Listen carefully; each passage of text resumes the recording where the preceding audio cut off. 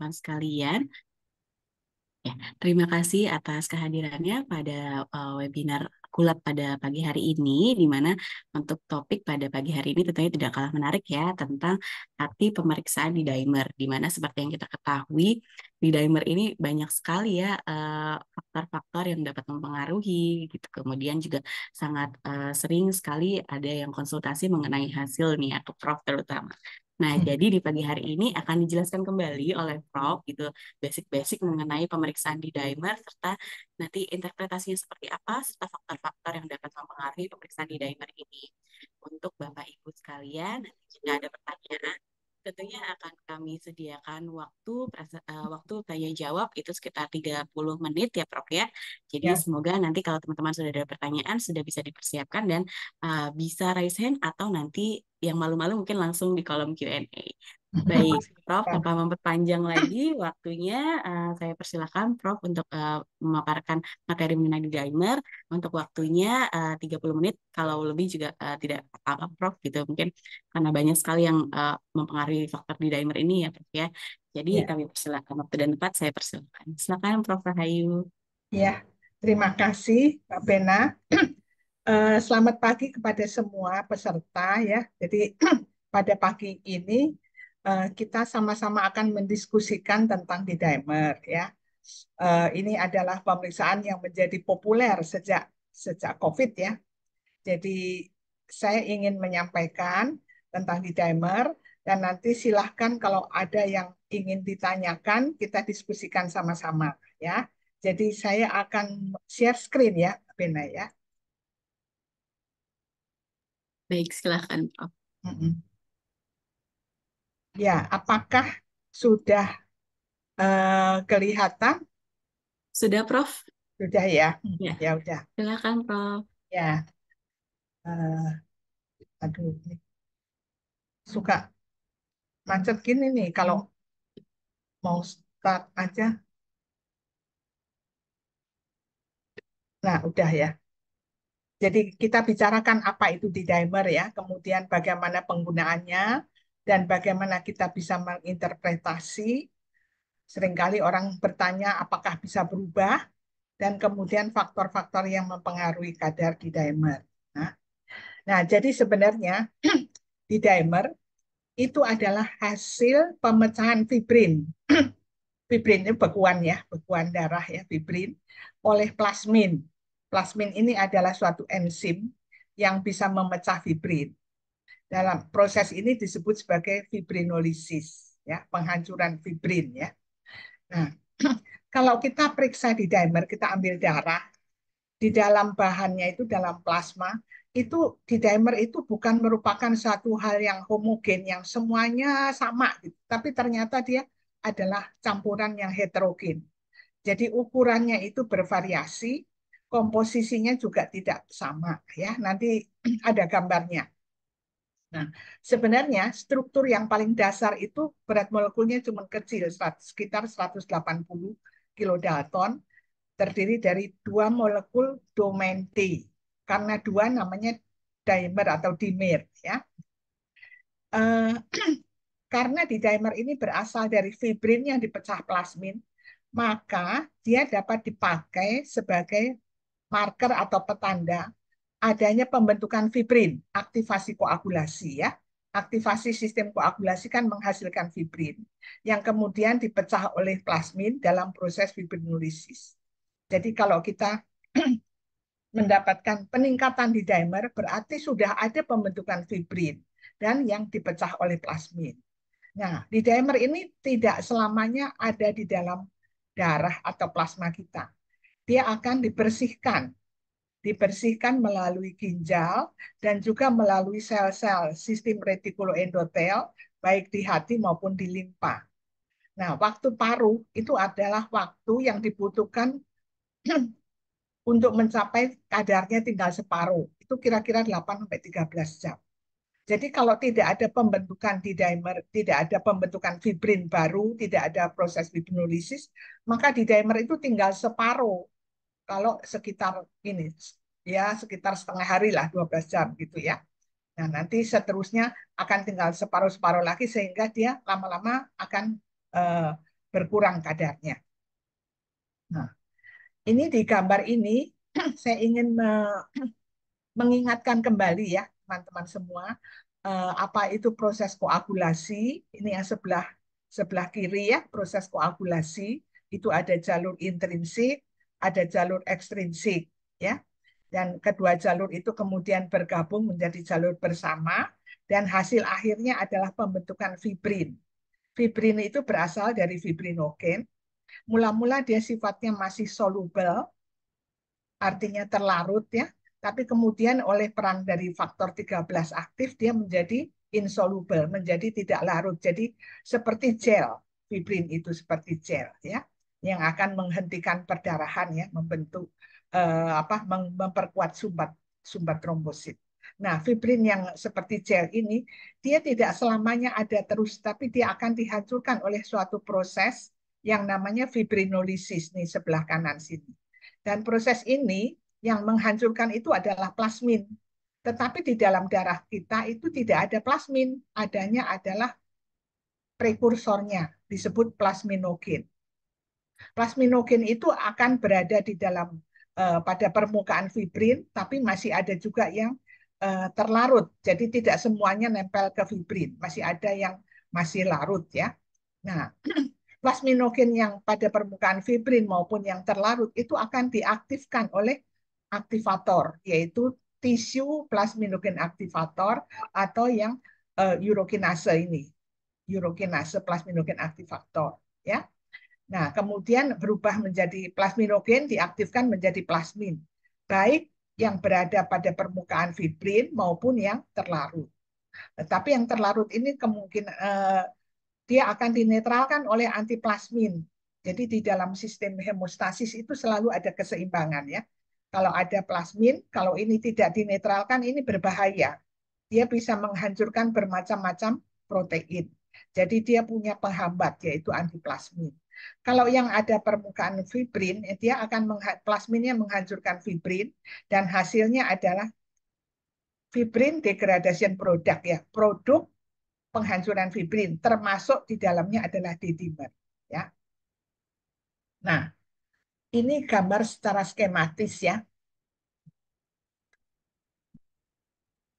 Jadi ini saya ketutup gambarnya. Jadi ini fibrinogen itu molekulnya terdiri dari dua domain D dan satu domain E yang di tengah. Itu oleh trombin dia akan berubah menjadi fibrin, ya benang fibrin, bergandeng-gandeng dengan molekul sebelahnya. Kemudian oleh faktor 13 aktif itu akan terbentuk ikatan silang antara satu D dengan D tetangganya. Ya, ini ada ikatan silang. Karena ini satu molekul monomer dari suatu fibrinogen menjadi fibrin. Ini bergandeng-gandeng jadi polimer. Nah, nanti oleh plasmin ini dipotong-potong. Potongannya itu ada yang masih besar, ada yang lebih kecil, dan yang paling akhir adalah seperti ini. Dari 2D berasal dari dua monomer. Ini dari sebelah sini, yang satu dari tetangganya. Dari ini yang namanya D-dimer.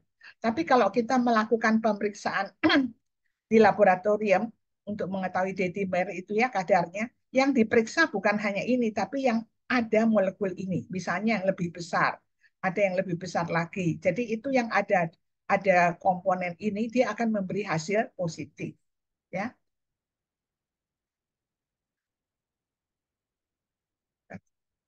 Kadang-kadang, nah sebenarnya buat apa sih kita periksa di dimer ya? Pemeriksaan ini kapan kita gunakan di klinis ya? Nah, seharusnya penggunaannya itu sebenarnya cuma dua ini. Jadi kalau kita menduga pasien kita itu mengalami trombosis, trombosis vena atau tromboemboli vena, yang termasuk adalah deep vein thrombosis dan emboli paru. Maka kita kalau kita periksa kadar D-dimer dan hasilnya tidak meningkat, masih dalam batas normal, maka diagnosis tromboemboli ini bisa disingkirkan. Karena seharusnya D-dimer itu meningkat pada trombosis. Jadi kalau tidak meningkat, maka kita bilang tidak ada trombosis. Dan ini pasiennya harus dengan probabilitas yang rendah, ya, yaitu ada sistem scoringnya. Nah, Yang kedua, pemeriksaan D-dimer dipakai untuk diagnosis DIC. DIC adalah disseminated intravascular coagulation.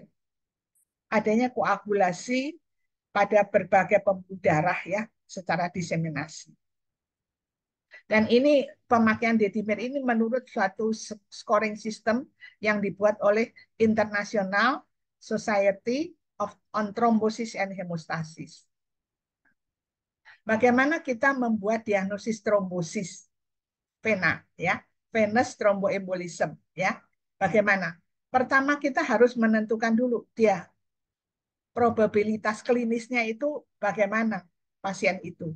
Tinggi atau rendah atau moderate ya. Ini ada sistemnya dengan scoring ini. Kemudian kita ikuti berdasarkan probabilitas klinis itu kita ada algoritmenya. Kalau probabilitasnya rendah atau unlikely, maka kita pakai D-dimer. Tapi kalau probabilitasnya tinggi, kita pakai USG ya, compression ultrasonografi. Nah, ini yang namanya well score.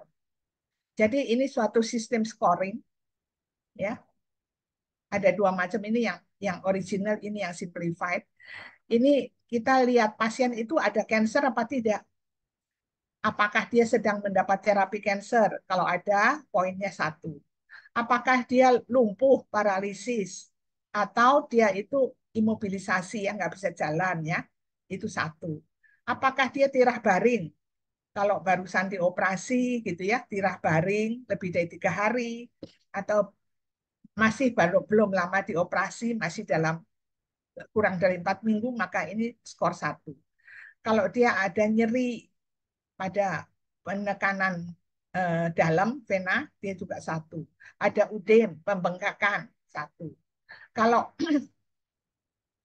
betisnya kiri kanan itu berbeda. Misalnya yang satu bengkak, ukurannya 3 cm lebih lebih lebih besar dari yang sebelahnya, maka dia juga dapat 1. Jadi ini ukuran pembengkakan. Ada pitin udem itu udem yang dapat ditekan ya. Kemudian ada dilatasi vena yang di superficial 1. Kalau tapi ada diagnosis alternatif, misalnya dia barusan jatuh atau dia mengalami artritis misalnya, nah itu diagnosisnya dikurangi ya. Nah ini semua dijumlah. Kalau hasil penjumlahan setelah misalnya dikurangi, misalnya jumlahnya 0, maka dia namanya probabilitasnya rendah. Kalau antara 1 dan sampai 2, moderate atau intermediate. Kalau lebih besar dari 3 itu high, tinggi, probabilitas klinis. Nah ini adalah scoring yang hampir sama, tapi ini ada tambahannya. Sudah pernah mengalami DVT, sudah pernah mengalami DVT, maka ditambah 1. Ini ininya cuma 2, satu pembagiannya. Unlikely sama likely. Kalau 0 sampai 1 unlikely, kalau lebih besar atau sama dengan 2 itu likely. Nah, ini adalah scoring system untuk emboli paru ya, emboli paru. Karena biasanya kalau trombus dari vena tadi DVT itu kalau lepas dia bisa nyangkut di paru dan menimbulkan emboli paru. Dan emboli paru itu sesuatu kondisi yang sangat berbahaya, bisa menimbulkan kematian ya. Dan ini scoringnya. Usia, sudah pernah mengalami DVT, atau barusan dioperasi, operasi yang major surgery ya. Dan ini berbagai ini di jumlah. Nah, ini juga clinical probabilitasnya. Ini sistem yang lain ya. Nah, sekarang kalau dia probabilitasnya rendah, jadi tadi kan berdasarkan scoring sistemnya misalnya rendah, maka pertama kali kita periksa D-dimer. Kalau D-dimernya tidak meningkat atau kita sebut negatif, maka kita katakan kemungkinan besar bukan DVT, bukan tromboemboli vena. Tapi kalau positif, maka kita harus meyakinkan dengan pemeriksaan ultrasound, USG, ya. Dan ini seterusnya. Kalau juga positif, maka dia kemungkinan DVT akut. Tapi kalau negatif, dia disingkirkan, ya. Nah, selain untuk tadi menyingkirkan tromboemboli vena dan di IC ya, diagnosis di IC, dia ada indikasi lain. Ternyata orang-orang yang dikasih obat-obat yang namanya trombolitik, trombolitik itu menghancurkan trombus ya, itu bisa dimonitor dengan dedimer. Seharusnya dedimernya meningkat kalau dikasih obat trombolitik ya. Artinya trombusnya bisa dihancurkan dan hasilnya dedimer meningkat. Tapi dedimer juga bisa memprediksi kekambuhan kekambuhan dari tromboembolivena. Kalau dedimernya naik, obatnya sudah di stop, kemudian dedimer naik, maka ini menunjukkan bahwa wah ini kemungkinan dia akan kambuh, trombusnya kambuh ya. Apakah ada tromboemboli yang dedimernya tidak meningkat? Ini sebenarnya sangat jarang ya.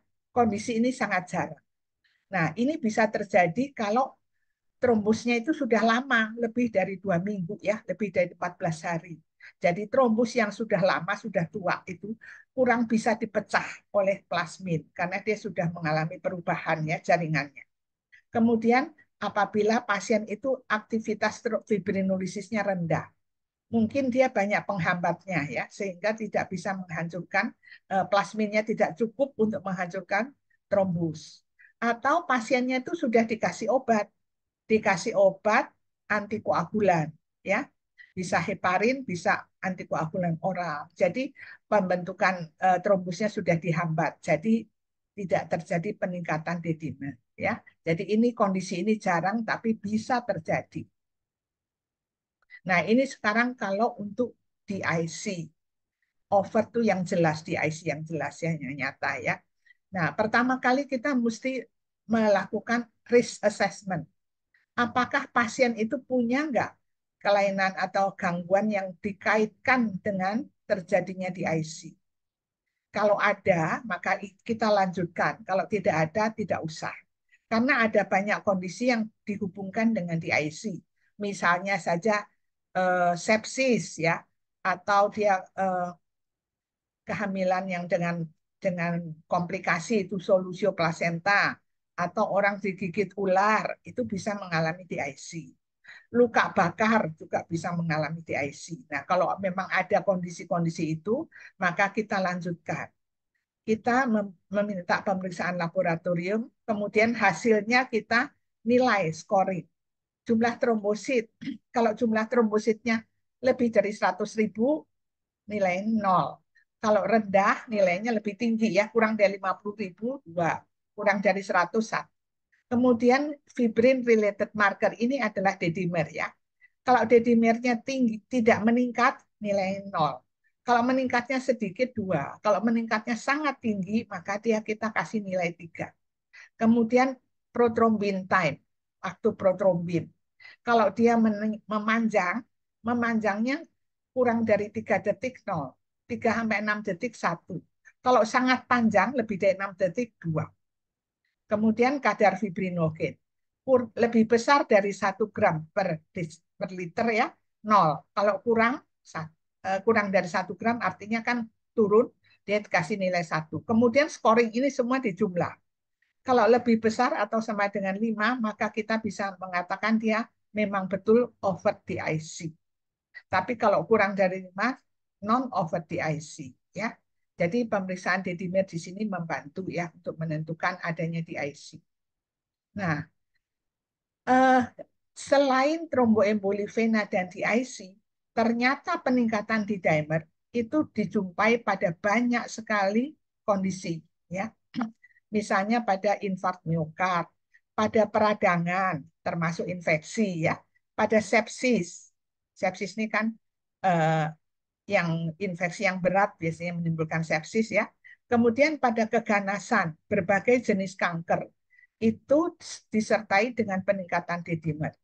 Kemudian pada wanita hamil, bahkan pada trimester pertama itu sebagian sudah menyebabkan dedimer meningkat. Pada trimester ketiga sudah semuanya meningkat. Pada orang-orang yang barusan dioperasi. Kenapa? Karena waktu operasi itu kan banyak jaringan yang rusak. Jadi terjadi hipercoagulable, terjadi pembentukan fibrin, fibrin dihancurkan menghasilkan dedimer. Pada trauma yang luas juga. Demikian juga pada luka bakar, ya banyak jaringan rusak, Jadi ada aktivasi koagulasi, jadi fibrin terbentuk, D-dimer terbentuk. Perdarahan juga, karena kalau kita mengalami perdarahan, pasti kita akan menghentikannya dengan membentuk fibrin, ya kan? Nah, fibrin itu nanti dihancurkan menghasilkan D-dimer. Stroke, stroke yang bukan stroke perdarahan ya, stroke yang karena sumbatan. Kan biasanya itu dihubungkan dengan trombus di pembuluh darah di otak atau pembuluh darah yang menuju ke otak. Pada usia lanjut, ternyata usia lanjut itu tanpa adanya trombosis juga D-dimernya naik. Pada orang dengan sindrom nefrotik, pada sirosis hati juga. Jadi kalau kita melakukan pemeriksaan D-dimer pada kondisi ini bukan untuk mendiagnosis ya.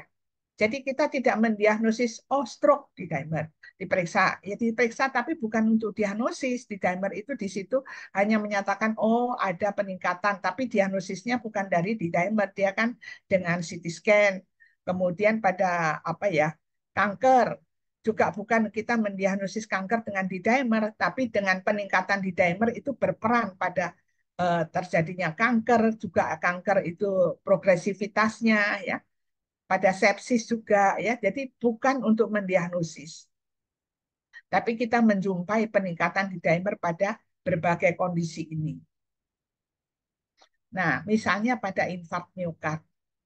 Nah, pada infark itu kan terjadi aktivasi koagulasi karena di situ ada biasanya plak ya. Plak aterosklerosis itu robek ya, rupture, kemudian terjadi aktivasi trombosit dan sistem koagulasi, terbentuk pembentukan fibrin yang menyebabkan sumbatan pada koroner. Dan nanti sumbatan itu akan dipecah dan D-dimer meningkat. Ya, bahkan D-dimer ini sudah meningkat sebelum otot jantung mengalami nekrosis. Jadi dia lebih dulu karena kan dia asalnya dari fibrin yang dihancurkan. Sedangkan nekrosis dari otot jantung itu karena sel otot jantung kekurangan nutrisi dan kekurangan oksigen, ya kan? Jadi ini duluan sebelum nekrosis. Kemudian D-dimer yang normal itu dapat menyingkirkan acute myocardial infarct pada pasien nyeri dada. Jadi kalau nyeri dada ternyata D-dimernya normal, oh pasti bukan ini acute myocardial infarct. Karena kalau pada acute myocardial infarct pastinya meningkat ya. Kalau normal berarti bukan, mungkin nyeri dada yang lain ya. Kemudian obat-obat trombolitik yaitu obat yang menghancurkan trombus itu akan meningkatkan D-dimer. Tetapi kalau antikoagulan ini obat yang mencegah terjadinya aktivasi koagulasi, misalnya heparin, obat baru sekarang apa dabigatran, kemudian rivaroxaban, apixaban, warfarin, itu mencegah pembentukan fibrin, jadi dia menurunkan kadar D-dimer. Jadi orang-orang pasien yang sudah dapat ini, D-dimernya turun. Tapi kalau trombolitik, trombolitik itu misalnya streptokinase, urokinase, TP apa, TPA ya. Nah itu meningkatkan plasmin, jadi D-dimernya meningkat. Pasien yang sudah 2 bulan setelah mengalami infark, kemudian D-dimernya tinggi, maka kemungkinan dia akan mengalami kekambuhan, recurrent coronary event. Jadi D-dimer yang tinggi ini kan menunjukkan, wah ada aktivasi koagulasi. Berarti aktivasi koagulasi itu kan dapat menyumbat pembuluh koroner. Jadi yang tadinya sudah pernah acute myocard, dia bisa ada kambuh, muncul lagi sumbatan baru gitu loh. D-dimer dapat memprediksi mortalitas pada pasien yang mengalami ini. Angina tidak stabil, unstable angina dengan ini high probability ini kasus jantung ya, non Q wave MI gitu ya. Jadi D-dimer yang tinggi itu memang menunjukkan adanya pembentukan fibrin yang kemudian dihancurkan dan itu berarti bisa menimbulkan sumbatan ya. Nah, bagaimana pada inflamasi? Inflamasi Inflamasi itu tidak selalu oleh infeksi ya. Bisa juga inflamasi bukan karena infeksi. Misalnya kerusakan jaringan. Itu menyebabkan sistem koagulasi diaktifkan. Dan sistem koagulasi ini kalau aktif, terbentuklah fibrin. Fibrin ini kalau dihancurkan, terbentuklah dedimer. Jadi dedimernya akan meningkat pada kondisi inflamasi. Ya, pada pada COVID itu ada inflamasi yang berat kan, ada badai sitokin dan itu menyebabkan pembentukan D-dimernya tinggi pada pasien COVID ya. Nah, bagaimana pada kanker? Ternyata pada kanker bukan hanya sel kankernya, tetapi obatnya juga, kemoterapinya juga menyebabkan. Kemudian pada kanker itu ada kerusakan endotel. Kalau ini asalnya dari sel kankernya, dia menghasilkan tissue factor, kanker prokoagulan, kan ada sitokin juga. Ini semua akan menyebabkan aktivasi koagulasi. Sistem koagulasi teraktivasi, terbentuk fibrin, fibrin dihancurkan, menyebabkan D-dimer meningkat. Jadi pada kanker itu D-dimernya naik, ya. Pada kanker yang metastasis juga D-dimernya meningkat. Nah, bagaimana pada wanita hamil? Pada wanita hamil, pada trimester pertama ini sudah ada yang meningkat, ya.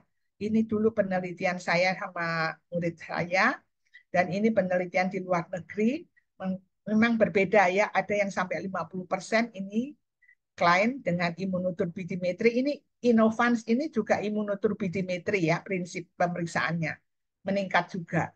Tapi kalau yang pakai cara yang lain yang kurang sensitif ya, tidak ada yang meningkat pakai Nikocard ya. Jadi tergantung dari reagen yang kita pakai, kita bisa menemukan peningkatan di dimer. Trimester kedua udah banyak sekali. Saya dapat 87, ini orang lain 78, ada yang 67. Kemudian trimester 3 saya udah 100%, ini juga 100%. Tapi kalau pakai reagen yang kurang sensitif hanya sedikit ya. Jadi tergantung dari reagen yang kita pakai. Kita bisa menemukan bagaimana peningkatan di dimer. Nah, bagaimana pada usia lanjut, termasuk saya ya, pada usia lanjut, D-dimer meningkat. Dan ini kemungkinan karena orang tua itu kan seringkali sudah pembuluh darahnya aterosklerosis, ada inflamasi yang sifatnya kronik, dan ini ternyata peningkatan di dimer ini mempunyai korelasi dengan interleukin 6, IL-6 ya, interleukin 6. Kalau orang itu kurang bergerak, ya, mungkin duduk aja atau memang sudah tidak bisa jalan, mesti pakai kursi roda dan sebagainya.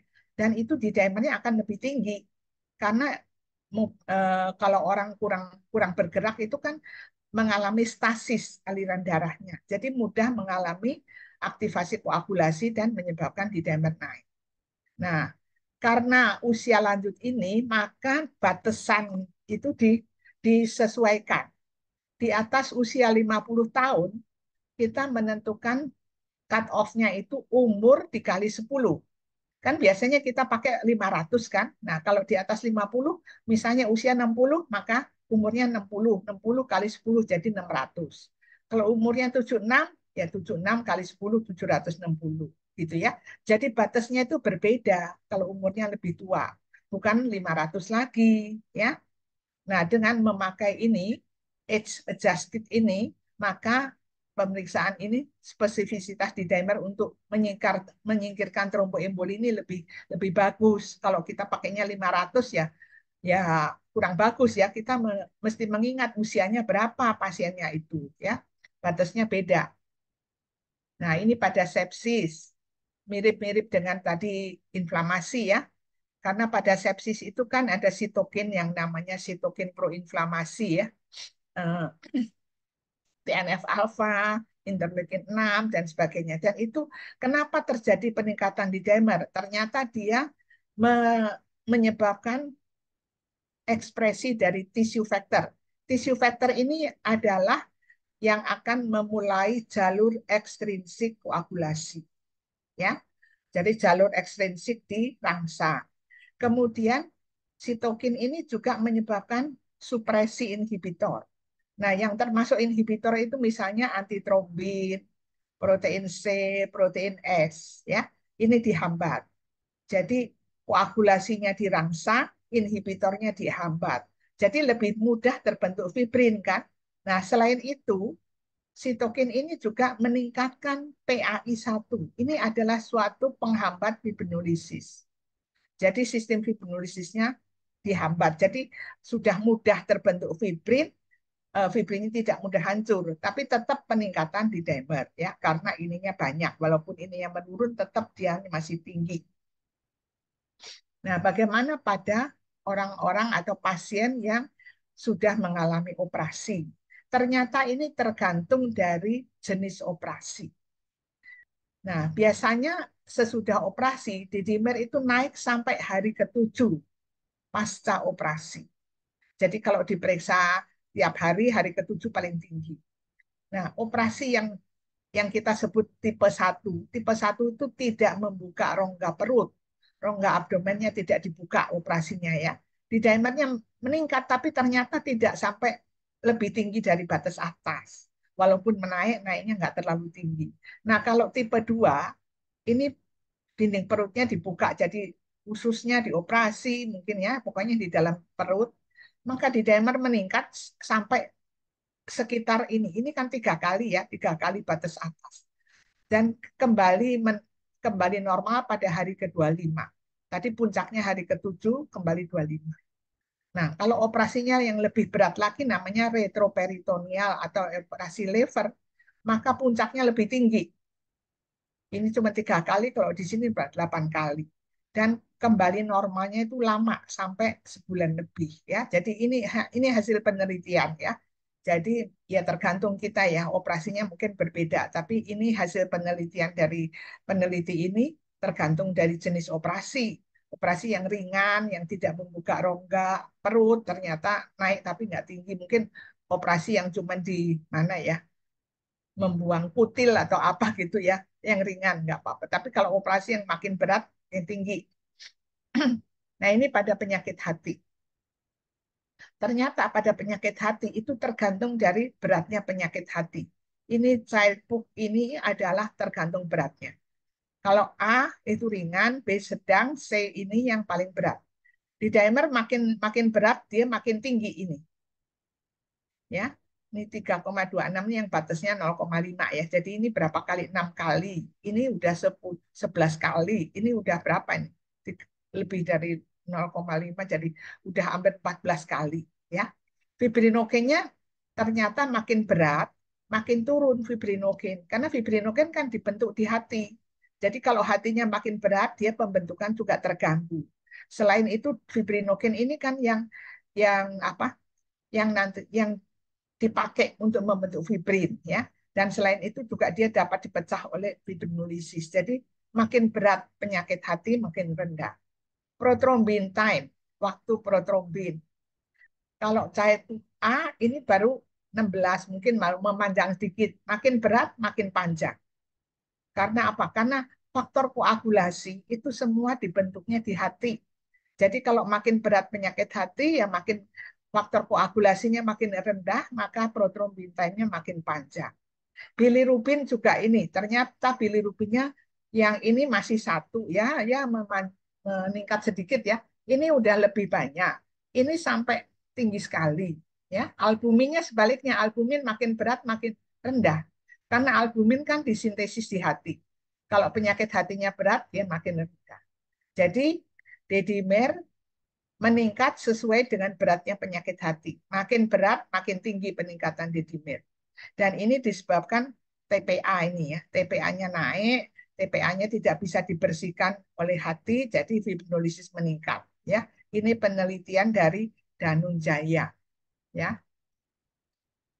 kemudian pada sindroma nefrotik, ini salah satu penyakit ginjal ya. Pada sindroma nefrotik itu kan terjadi kebocoran ya, proteinnya dikeluarkan di urin. Nah, selain albumin, ternyata antitrombin itu kan berat molekulnya kira-kira sama. Dia juga akan terbuang melalui ginjal, sehingga yang di dalam darah rendah. Antitrombin ini kan penghambat koagulasi. Kalau antitrombinnya rendah, maka terjadi kondisi yang namanya hiperkoagulable. Jadi darahnya mudah beku. Dan mudah beku berarti kadar D-dimernya juga naik. Ya. Jadi pada sindroma nefrotik dedimer naik. Meskipun tidak sampai mengalami trombosis, tapi dedimer itu tinggi. Nah, dedimer ini berbanding lurus dengan umur. Tadi kan udah dibilang ya, umur makin tua makin tinggi.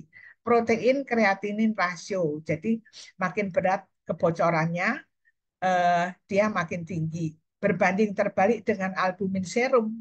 Karena albumin serumnya makin turun karena terbuang melalui ginjal. Tapi dedimernya makin tinggi. Nah, apa saja sih yang mempengaruhi kadar dedimer? Obat. Obat antikoagulan itu menurunkan. Karena apa? Karena dia mencegah terjadinya pembentukan fibrin kan? Namanya antikoagulan. Jadi dia menghambat proses koagulasi. Jadi fibrinnya tidak terbentuk, dicegah. Jadi dedimer turun. Tapi kalau trombolitik itu menghancurkan fibrin, menghancurkan trombus. Jadi kalau makin dihancurkan ya dedimernya makin tinggi ya. Jadi kita kalau melihat mesti tahu obat pasiennya dikasih obat apa ya, mesti dicatat betul obatnya apa supaya kita tahu ini perubahannya. Pengambilan darah, kalau kita ngambil darahnya susah ya, disodok-sodok tuh jarumnya nggak dapat-dapat, itu terjadi aktivasi koagulasi. Ya, aktivasi koagulasi menyebabkan dedimernya naik. Jadi ngambil darahnya juga mesti lancar. Jarum langsung masuk ke dalam lumen vena. Jadi jangan sampai udah nusuk-nusuk jaringan sekitarnya, itu mesti diganti jarum ya. Peningkatan palsu. Ternyata ada peningkatan palsu. Maksudnya apa? Maksudnya yang meningkat itu bukan dedimernya, tapi protein lain, zat lain yang bereaksi dengan reagen dedimer.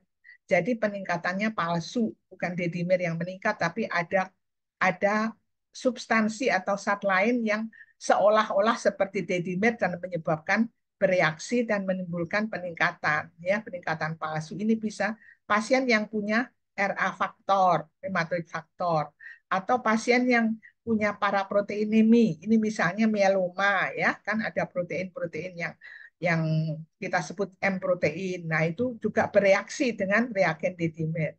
Ini penyakit Castleman disease ini juga jarang sekali, limfositnya banyak. Heterofil antibody, kita punya antibody yang heterofil dan antibody ini bereaksi dan bisa menyebabkan dedimernya itu meningkat palsu. Sebenarnya bukan dedimer yang meningkat, tapi adanya ini. Ya, nah ini kadang-kadang kita punya hasil yang sangat tinggi, kita suka nggak berani keluarin ya. Terus terang di laboratorium itu kalau dedimernya tinggi sekali kan berani nggak keluarin, suka takut. Nah sebenarnya itu bisa terjadi ya. Ternyata ini 5.000 sampai 10.000 ini artinya apa? 10 sampai 20 kali batas atas. Ini eh, 20 20 sampai 30 kali. Ini lebih dari 30 kali. Itu bisa dijumpai misalnya pada pasien yang betul-betul mengalami DVT. Mungkin saja DVT-nya trombusnya besar dan proses fibrinolisisnya juga bagus, jadi ininya banyak, dedimernya tinggi. Ternyata sampai yang 15.000, lebih dari 15.000 aja ada. Ya, emboli paru juga demikian juga. Dua-duanya kan memang memang menghasilkan ada trombusnya kan, trombus di pembuluh darah di tungkai yang bergerak bisa sampai ke paru ya. Nah, ini bisa tinggi. Orang yang menderita cancer, cancer juga ternyata juga bisa sampai lebih dari 15.000, berarti lebih dari 30 kali ya. Jadi kalau keluar begini jangan sampai dikatakan nggak mungkin. Ini ternyata ada ya. Pneumonia, ini kan radang dari paru ya, bisa. Sepsis juga bisa, infeksi bisa, trauma bisa, bahkan ada juga yang tidak nulis. Diagnosisnya nggak ditulis, tapi ada kondisi ini ada. Jadi bisa ini ya, terjadi kondisi ini ya. Seringkali kita di laboratorium itu nggak berani keluarin, tapi sebenarnya bisa terjadi. Jadi bagi teman-teman klinikus ya, yang menangani pasien-pasien ini mungkin ya dijumpai kondisi ini. Bahkan ada yang lebih dari 100 kali. Ya, ternyata 21 sampel dengan kadar didimer lebih dari 100 kali batas atas. Jadi berapa itu? 50 kan 500 dikali 100 jadi berapa nolnya berapa itu? Itu bisa. Nah, itu ternyata pasiennya ada yang Dari 21, 9 trombosis. 3 perdarahan juga bisa. Perdarahan berat, kalau perdarahannya berat kan fibrinnya banyak. Nah, itu kan dianjurkan bisa dedimernya tinggi. Sepsis, HELLP syndrome. HELLP syndrome ini adalah komplikasi kehamilan, di mana ada hemolisis. Ini singkatan dari hemolisis. E-nya itu elevated liver enzyme, kemudian LP low platelet. Jadi orang itu mengalami hemolisis, enzim hatinya meningkat ya, SGPT, plateletnya rendah. Ini sangat jarang, tapi bisa terjadi. Ini pada pasien preeklamsi yang berat bisa ada HELLP syndrome ya. Kemudian ada cardiac arrest, jantungnya berhenti ya pada ini setelah mengalami cardiopulmonary resusitasi. Pada multiple trauma yang banyak di mana-mana. Ada orang yang dapat terapi trombolitik. Jadi dedimer segini pun bisa ya. Jadi kita seringkali pasti nggak berani 10 kali apa berapa puluh kali apalagi lebih dari 100 kali. Udah nggak berani keluarin kan diulang-ulang, tapi sebenarnya bisa kondisi ini ada ya. Jadi ini saya sengaja tampilkan di sini supaya teman-teman jangan pikir wah nggak mungkin, nggak mungkin. Ini buktinya ada ya. Nah, sebenarnya stabilitasnya gimana sih? Kan biasanya kita ngambilnya dengan sodium sitrat, jadi plasma sitrat. Jadi kalau disimpannya suhu kamar itu tahan 1 hari. Kalau simpan lemari es 7 hari. Kalau beku -20 dia 10 hari. Tapi kalau -60 ini biasanya untuk penelitian ya. Bisa bertahun-tahun. Karena biasanya kita periksa DDMR kan kita mau tahu hasilnya cepat ya. Ini semuanya yang simpenan-simpenan ini untuk penelitian biasanya ya. Nah, kenapa sih kita misalnya di satu lab ketemu tinggi terus kita nggak percaya, nggak mungkin deh pasien saya tinggi, periksa lagi di lab lain. Loh kok hasilnya kok normal? Nah, biasanya kok komplain lah dokternya, pasiennya komplain. Kenapa? Ini bisa terjadi karena reagennya mungkin nggak sama ya. Nah, spesifisitas reagen, misalnya di lab yang pertama terhadap dedimer itu tidak sama dengan di lab berikutnya. Ada reagen yang cuma bisa mendeteksi fragmen kecil yang D sama D. Ada yang bisa mendeteksi fragmen intermediate yang tadi yang saya tunjukin gambarnya yang masih panjang. Ya, jadi nggak sama. Kemudian waktu pemeriksaan juga berpengaruh. Misalnya di lab A, hari ini, hari Sabtu, misalnya periksa jam 8. Dapat hasil nanti siang. Hasilnya tinggi, nggak percaya. Kirim lagi ke besok. Besok periksanya jam berapa. Nah itu kita mesti ingat ya. Waktu itu mempengaruhi. Karena kan ada waktu paru. Kemudian kita tahu dia akan dibuang melalui ginjal, melalui hati, limpa. Jadi eh, dedimennya udah turun dan tukang nggak percaya lah, berarti yang pertama salah. Kita mesti mengingat adanya proses pembuangan, ya. Nah, ini kan sering berbeda kenapa sensitivitasnya tidak sama, spesifisitasnya juga nggak sama. Ada reagen yang mendeteksi ini, dan sampai saat ini belum ada kalibrator yang sudah tersertifikasi secara internasional. Jadi masalah dedimer itu bukan hanya di Jakarta, bukan hanya di Indonesia, di seluruh dunia, ya. Karena kan reagen dedimer itu macam-macam sekali, banyak sekali. Jadi masing-masing itu tidak sama sensitivitas dan spesifisitasnya, sehingga memberikan hasil juga berbeda-beda, sehingga orang bingung. Nah, ini masalahnya belum ada yang ini. Dan juga satuannya, ada yang memakai satuan fibrinogen equivalent unit, ada yang pakai didimer unit, ya. Jadi sebagai ringkasan, sebenarnya dedimer itu apa? Dia adalah hasil pemecahan fibrin oleh plasmin ya dalam sistem fibrinolisis. Sehingga dedimer ini dipakai sebagai marker atau petanda aktivasi koagulasi yang menghasilkan fibrin dan fibrinolisis. Dan indikasinya itu sebenarnya cuma 2 ini ya, untuk tromboemboli vena dan DIC. Sebetulnya 2 itu indikasi utamanya. Tapi kita tahu bahwa dedimer itu juga meningkat pada banyak sekali keadaan. Pada infark miokard, pada stroke, pada inflamasi, kehamilan, usia lanjut, mungkin digigit ular, luka bakar, dan sebagainya. Dan saya ingatkan ya, dedimer ini bukan untuk MCU. Dan sedapat mungkin jangan pasien periksa dedimer sendiri.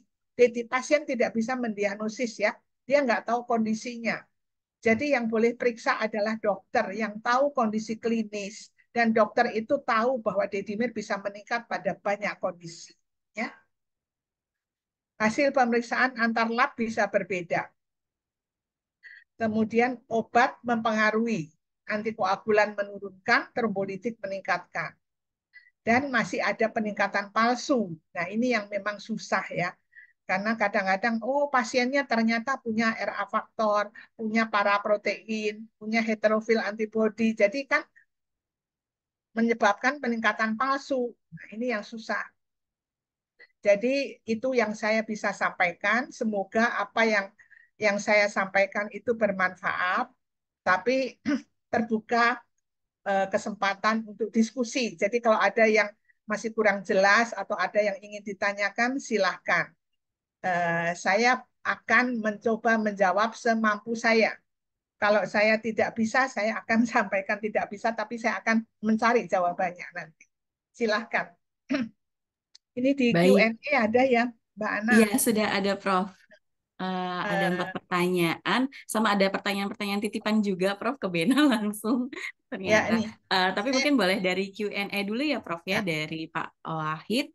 Selamat siang, Prof. Izin bertanya, apakah bedanya di dimer, agregasi trombosit, dan TEG? Terutama mungkin dari segi aplikasinya ya, Prof, ya, karena mungkin Ya, terkadang juga masih agak bingung nih ya, untuk ya. menginformasikan terkait dengan pemeriksaan-pemeriksaan tersebut. Silakan, Prof. Mungkin Eh, dengan tambahan fibrinogen juga boleh ya, Prof ya? boleh. Saya Iya, langsung jawab ya.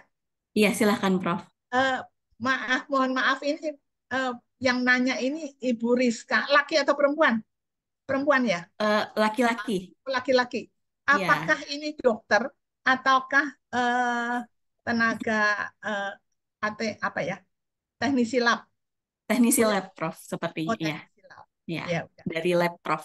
Oh, dari lab. Jadi ini berbeda sekali ya. Tadi kan Mm-mm. saya sudah uraikan apa itu D-dimer. D-dimer itu kan hasil pemecahan fibrin oleh plasmin dan dia dipakai untuk mengetahui adanya tromboemboli vena atau di IC ya. Tadi yang saya uraikan tadi. Sedangkan agregasi trombosit itu pemeriksaan untuk mengetahui bagaimana fungsi trombosit. Apakah trombosit itu bisa saling menempel, beragregasi? Apakah dia sudah dapat obat anti agregasi sehingga kemampuan agregasinya menurun, gitu loh. Jadi sangat berbeda. Dedimer dengan agregasi trombosit jauh berbeda. Indikasinya berbeda, cara periksanya berbeda, artinya juga berbeda. Kemudian TEG. TEG ini adalah suatu cara pemeriksaan, ya, tromboelastogram. Eh, mungkin tidak banyak lab yang punya ini. Ini adalah suatu pemeriksaan koagulasi yang sekaligus bisa periksa fibrinolisis dan hasilnya itu bisa berupa gambar, bisa juga ada angka-angkanya. Dengan TEG ini bisa memakai darah lengkap whole blood. Dengan TEG kita bisa mengetahui misalnya kelainannya itu di koagulasi atau fibrinolisis atau trombosit dan apakah ada keadaan hiperkoagulable. Jadi ini berbeda sekali, ketiganya berbeda. Tujuannya berbeda, pemakaiannya berbeda, ya. Dan TEG ini mahal karena kan satu-satu mesti mesti bayar apa? Device-nya ya. Dan memang dia punya kelebihan. Kelebihannya sebenarnya kalau saya bilang TEG ini seharusnya letaknya adalah di ICU atau di dekat kamar operasi karena dia bisa menentukan misalnya kita menghadapi pasien dengan perdarahan. Dokter anestesi bingung, ini perdarahannya karena apa? Apakah karena koagulasinya yang terganggu, apa fibrinolisisnya yang terganggu, apa trombositnya. Jadi dia harus menentukan penyebabnya. Kalau dia udah tahu dengan TEG kan kita bisa membedakan. Nanti kita bisa mengobati, oh ini trombositnya nih jelek, tambah trombosit. Oh, ini fibrinolisis-nya, tambahin obat antifibrinolysis. Oh, ini koagulasinya yang kurang bagus, tambahin mungkin plasma ya. Jadi TEG itu sebenarnya fungsinya untuk menentukan suatu kelainan perdarahan itu karena apa gitu ya. Jadi lebih kalau menurut saya lebih cocok di tempat-tempat di mana kita harus cepat menentukan dan cepat mengambil keputusan.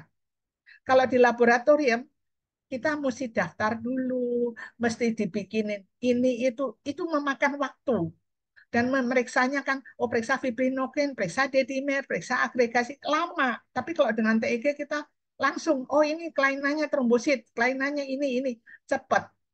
Kalau di laboratorium mungkin dia berperan untuk penelitian. Kalau saya bilang itu menurut pendapat saya, ya. Eh, Bagaimana Pak Wahid? Apakah sudah memahami? Semoga menjawab ya, Prof. Sebenarnya untuk TEG Silakan itu Pak lebih Wahid. posisinya ini ya, Di lebih mana posisi bisa lebih menjawab? posisinya untuk TEG itu lebih di rumah sakit ya, Prof ya. Jadi ya. Iya, di rumah Ya, sakit dan di tempat di mana kita harus mengambil keputusan dengan cepat.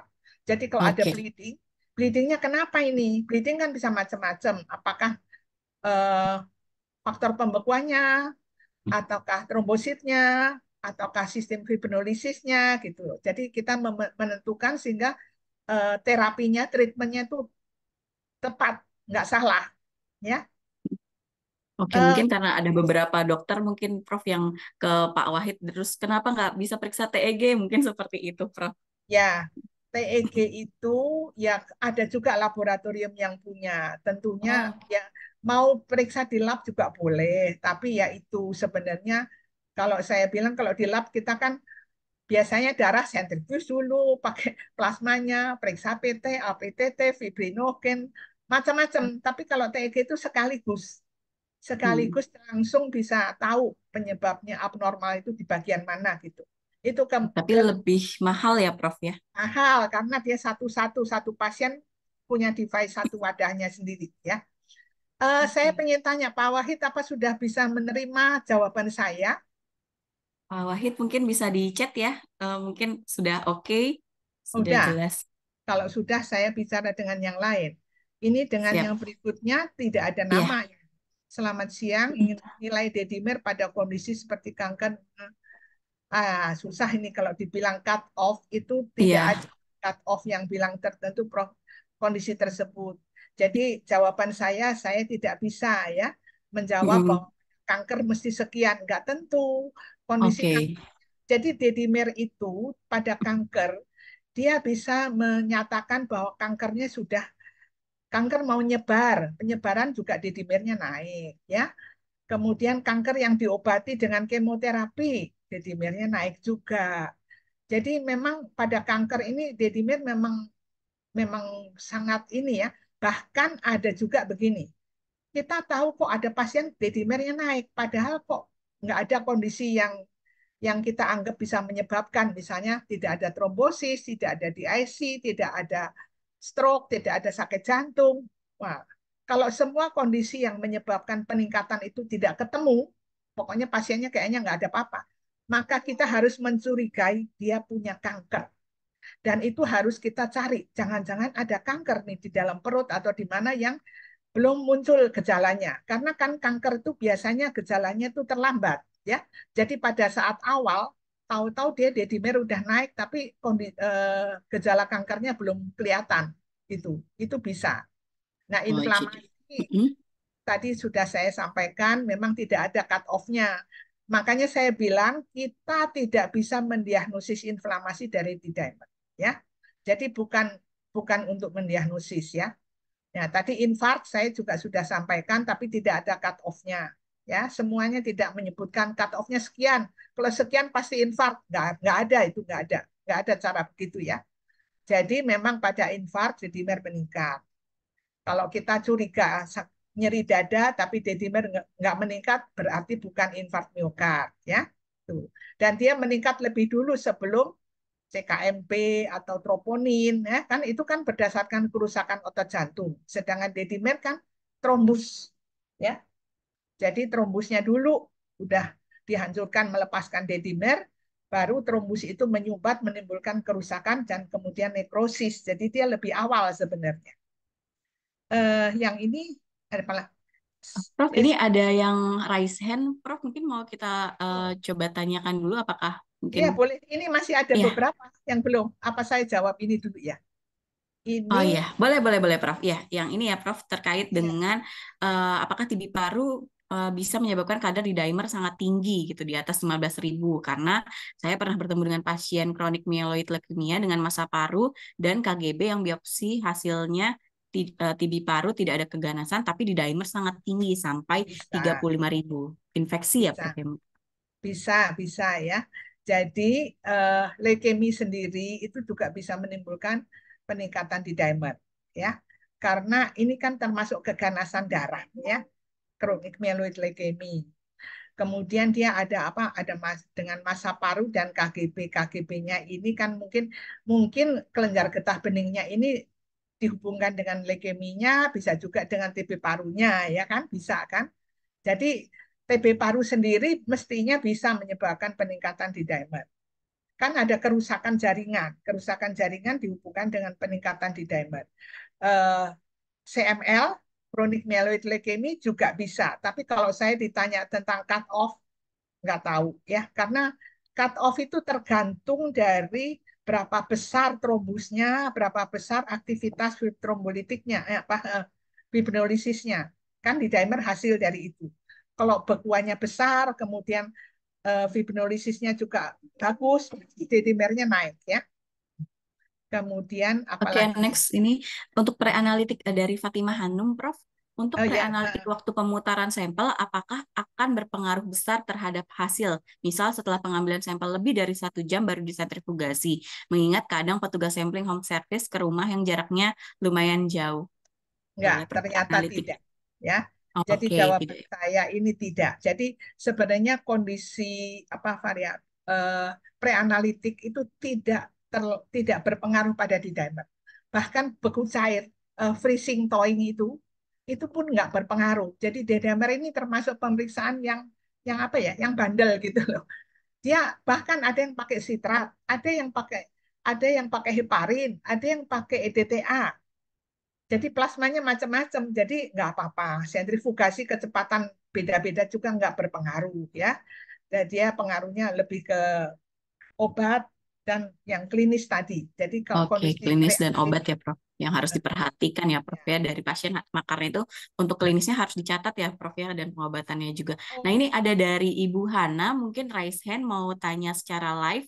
oh bisa Boleh. silahkan silahkan Iya, Bu Hana. iya, sebentar. Kalau tutup. Ya, silakan Bu Hana. Oke, selamat pagi Profesor. Tadi saya nyimak ada 3 pemeriksaan yang berbeda ya, yaitu TAT, TEG dengan D-dimer ya.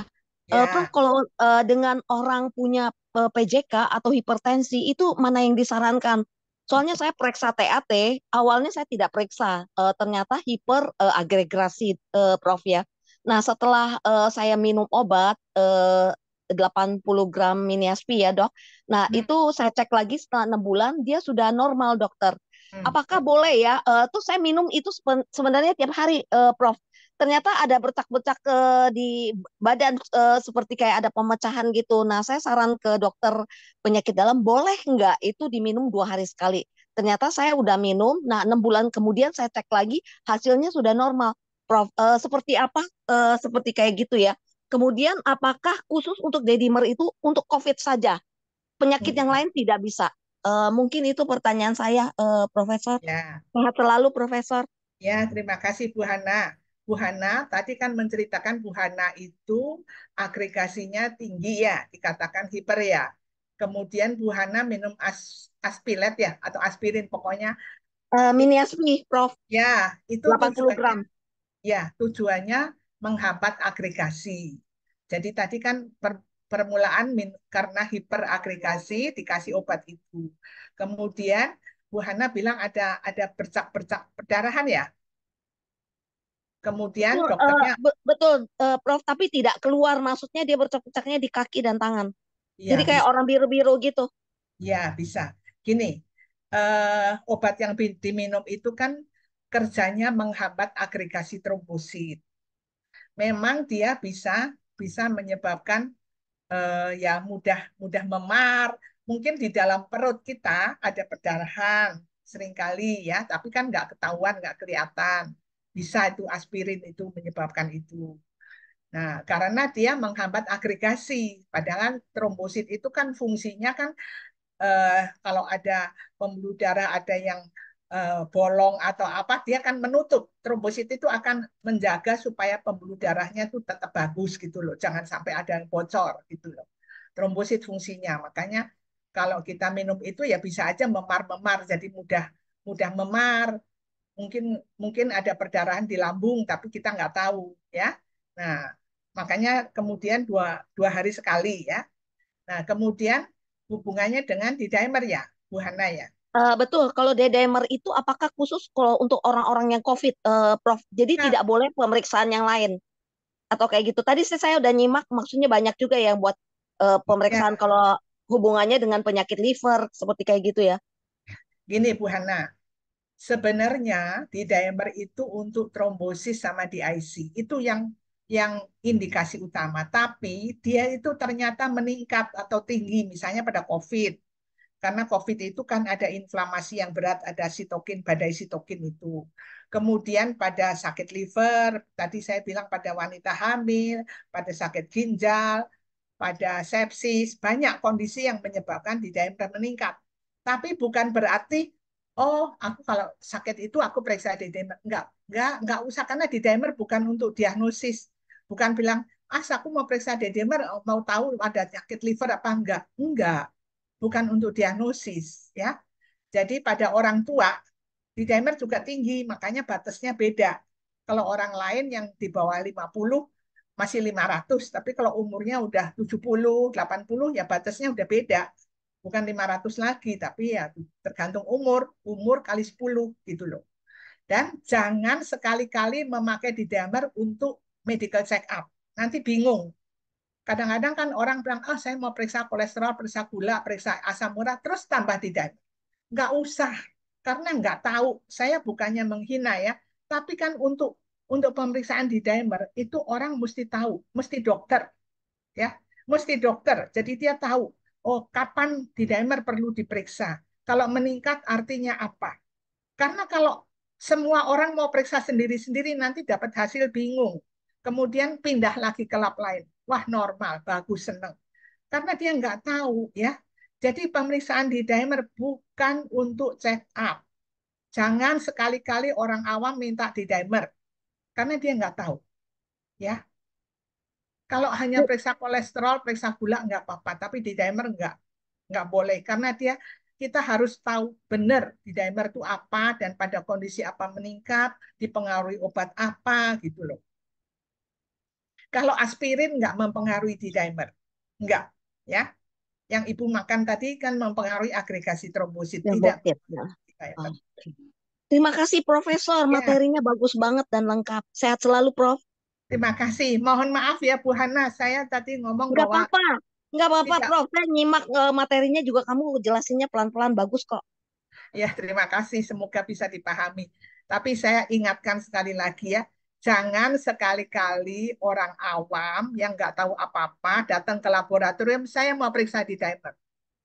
Nanti bingung dia dapat hasil.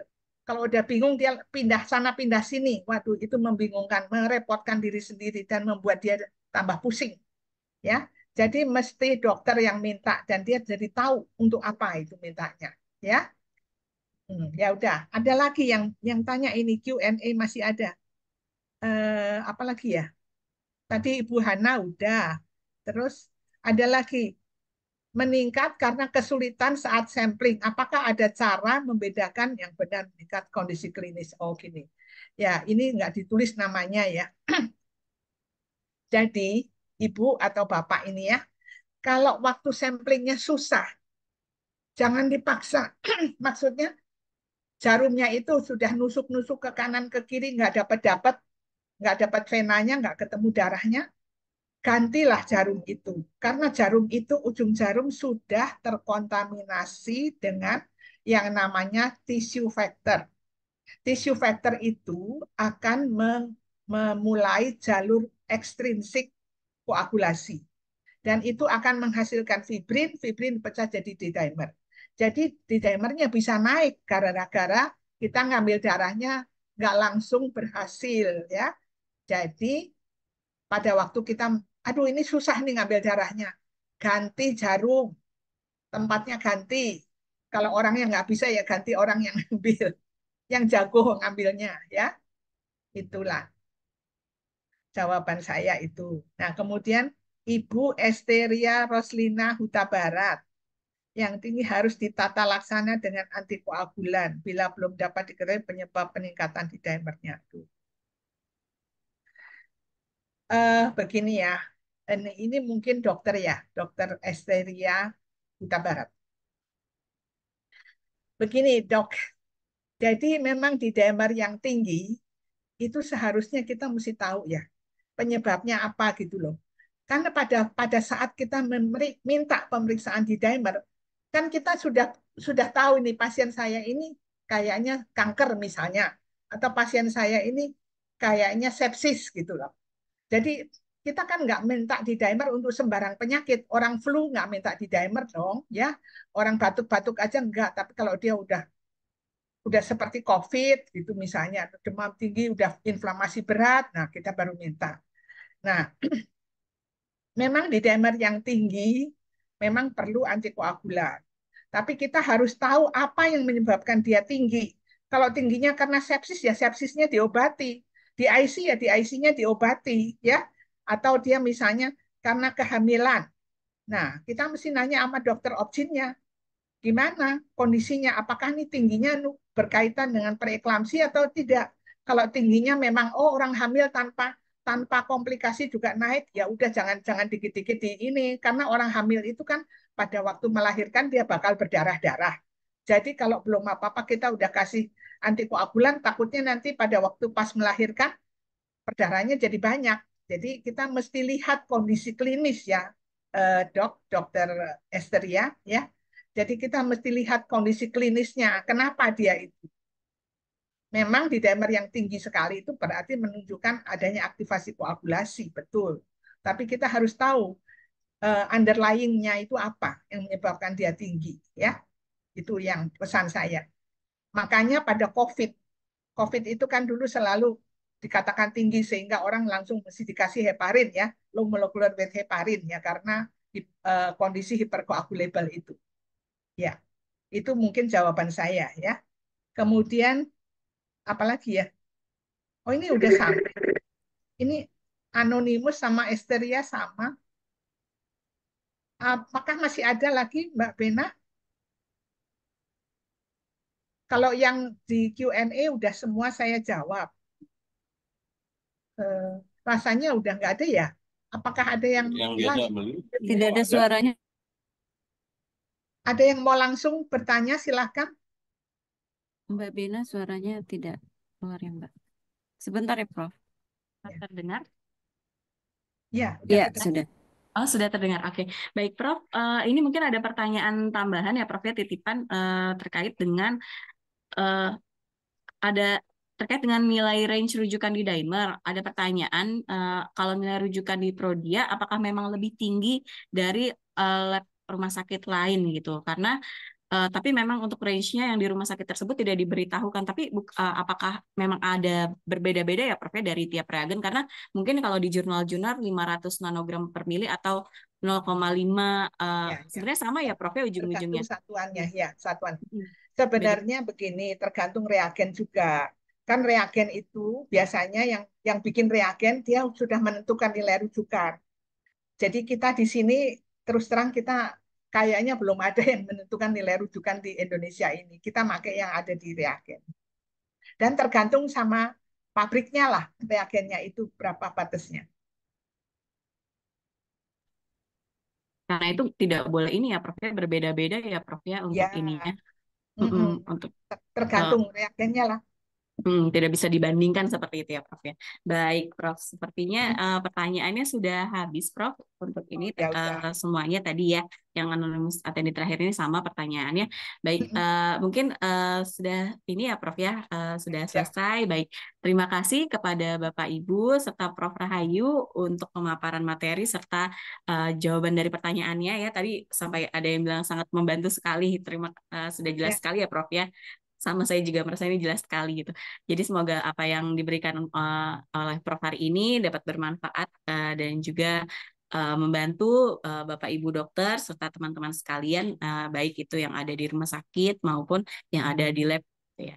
Baik, terima kasih Prof untuk uh, pemaparannya hari ini. Semoga sehat selalu ya Prof ya.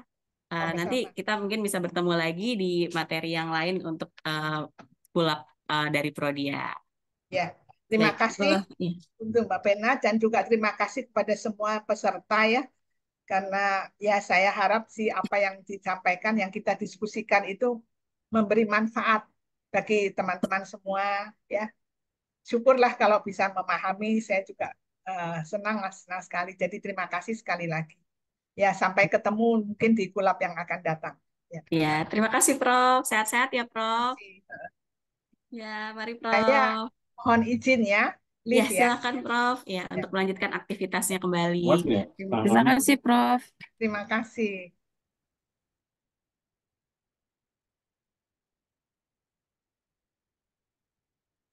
Ya, oke, baik. Terima kasih kepada Bapak Ibu. Kami juga izin untuk eh, menyelesaikan atau end dari meeting ini. Terima kasih. Assalamualaikum warahmatullahi wabarakatuh. Selamat menjalankan aktivitasnya kembali. Terima kasih Mbak Ina, terima kasih Terima Mbak Ana, kasih, Mbak Lena. terima kasih Mbak Rina juga. Izin, Liv.